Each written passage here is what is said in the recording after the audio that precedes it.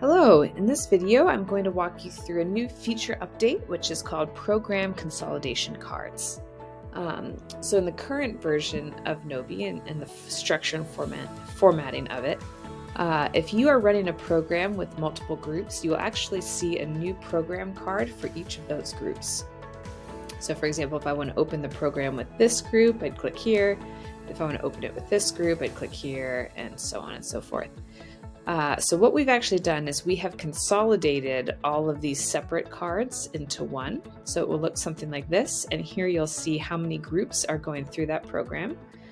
So I have 6 groups, this one plus 5 more. And when I click the play button, it will prompt me to choose which group I would like to open that program in. So the reason we did that was just to make it easier to find the group and the program that you would like to open it in, and also just help you stay on top of how many groups you've distributed it to. And you can also quickly and easily see the stats of each group in one place. So I can see any updates over here, which ones I've finished, which ones are expired, which ones have been updated. If a new group is added to me, I'd see another new tag as well. And then I can also see the percentage I've completed of each program. So I complete 100% of this one, 50% of this one, and none of those.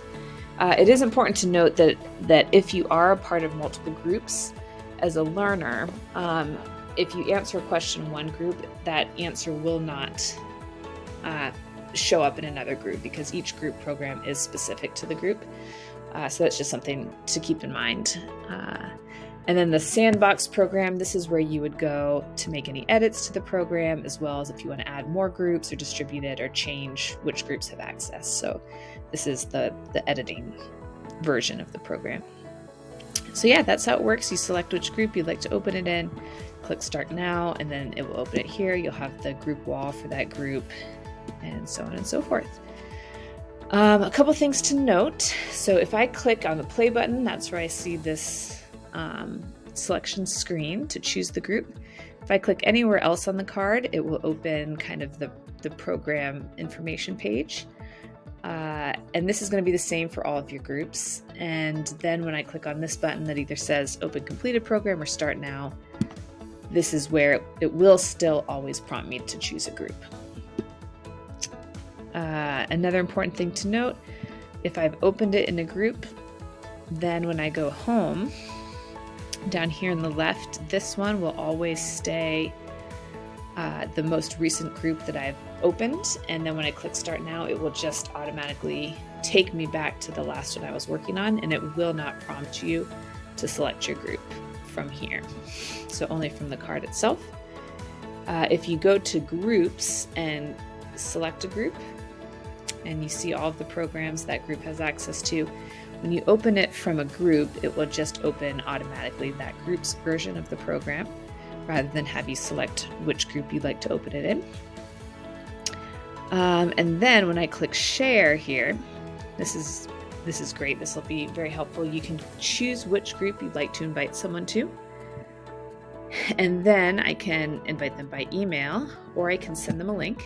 And when they click on that link, they will be directed to that program. And once they click Start Now, they'll be added to the group and that program will open for them. The difference between the program link and the group link is if I give them the group link, it will take them to all of the programs that group has access to, whereas the program specific link will just direct them to that one program. So that will be nice and should help you know which one to use depending on your needs and where you want to direct people. If you want to invite a co-curator, you just put their email. They'll get access to the sandbox version so they can edit, and then also do anything else you need them to do as an editor. And then I think lastly, if you want to archive a program, you go to the home page, scroll down, click Archive, and here you can choose which group you would like to archive. So I want to archive group 4. And then if I ever want to unarchive it, I go here, click Archive. I can see all the programs I've archived, and I can unarchive it. So that should be everything.